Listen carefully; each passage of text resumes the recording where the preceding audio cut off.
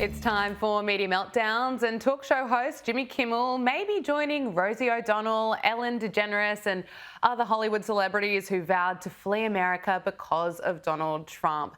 The late night host appeared on the Sarah Silverman podcast where he revealed he has his Italian citizenship ready to escape Trump's unbelievably bad America.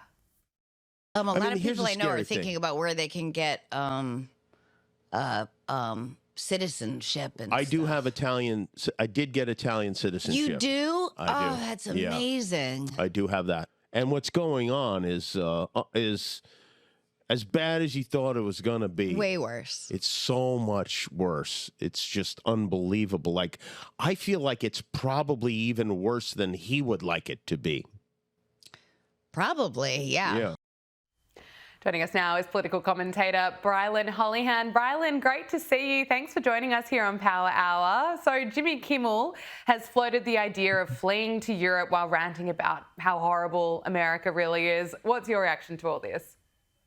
Nobody's stopping him from going. I will pack his bags for him tonight and encourage him to leave. We would love that.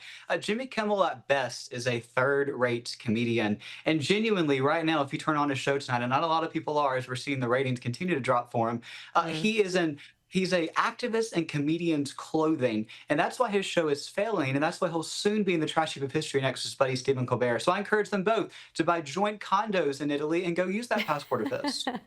Now, in America, we're seeing younger voters, particularly younger men, shift to the right. We saw that in the US election result, where around 46% of those aged between 18 to 29 voted for Donald Trump last November, which was a 10-point increase from 2020.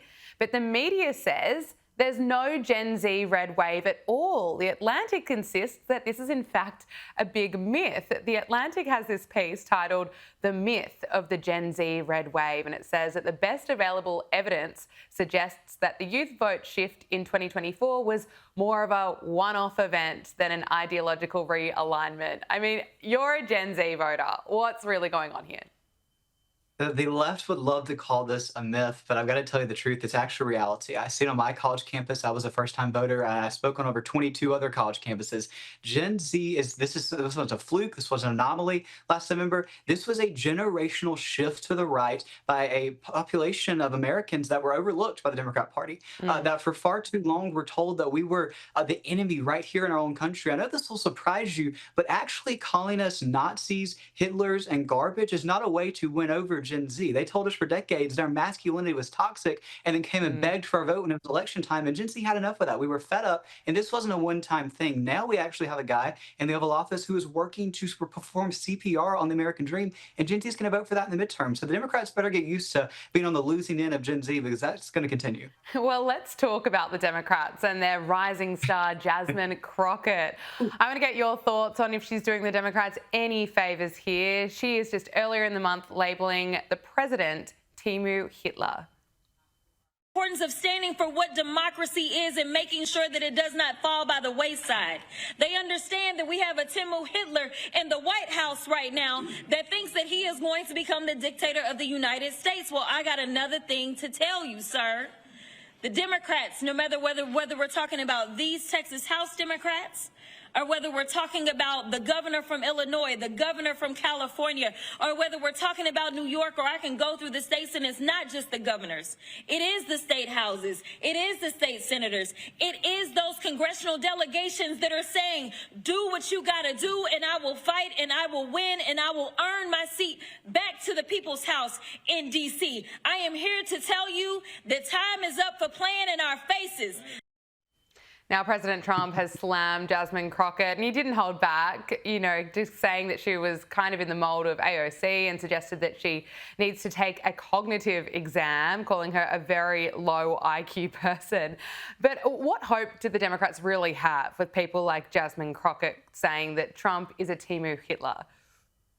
No hope. No hope at all. I'll tell the Democrats that every single day that the Democrat Party opens their mouth is a good day for the Republican Party. Jasmine Crockett is a walking, talking billboard for us as we get ready for our midterm attacks. And every single time that she opens her mouth and uses that fake accent, we can use that as billboard coverage as we get ready to win over more Gen Z voters in the midterms. If Kamala Harris and Jasmine Crockett are the best that the Democrat Party can put out there, listen, I'll hope they're watching your program tonight, and I would highly encourage them to please nominate those two ladies with fake accents who were idiotic and couldn't pass a cognitive test to be the future leaders of their party. If they think we steamrolled them last November, just wait until how many of my peers flee their party in droves if they continue to put people like Jasmine Crockett on a pedestal, but they are. And I don't want to get in the business of giving Democrats free advice, but you would think after a cycle where they went too far to the left with the Kamala Harris nomination, they would go a little bit more centrist this go around, but they haven't. They're putting people like Jasmine Crockett and AOC on a pedestal and Mamdani in New York. So please, their party is a sinking ship. It'll be the Titanic come 2026. Well, let's talk about Zohran Mamdani, another radical Democrat. And there are right now serious concerns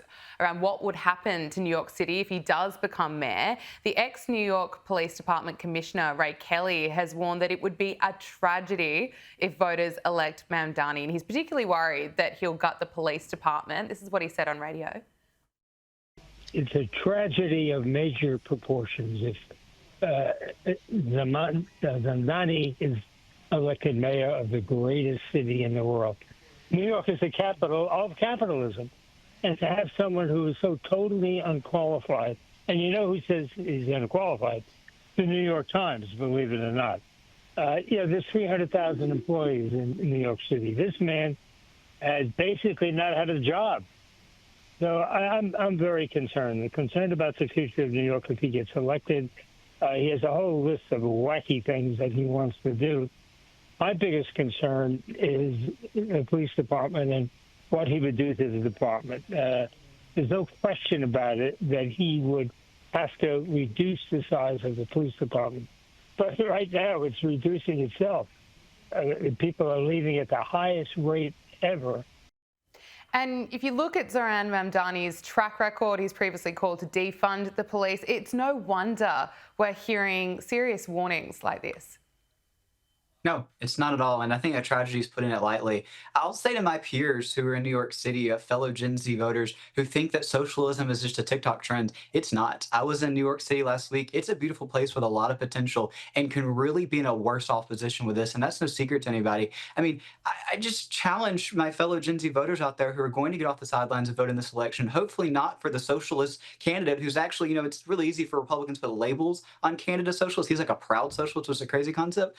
Find me one person who fled a socialist country and is wanting to come find another socialist country. I mean, people build rafts out of garbage to boat away from countries of socialism to come to America to get away from that. And we're going to be stupid enough to elect a guy who can sound good on TikTok to literally defeat our shining city on a hill, as Reagan put it. Gen Z has to understand the repercussions of this. This is not something to just test out and experiment in a lab and just see how socialism works. It's really easy for them to dangle these free things and emotions in front of our face, but Gen Z has to wake up. They have to go off the sidelines. They have to reject socialism. Political commentator Brylan Hollyhan, thanks so much for your time and speaking to us here on Power Hour. Thanks for having me.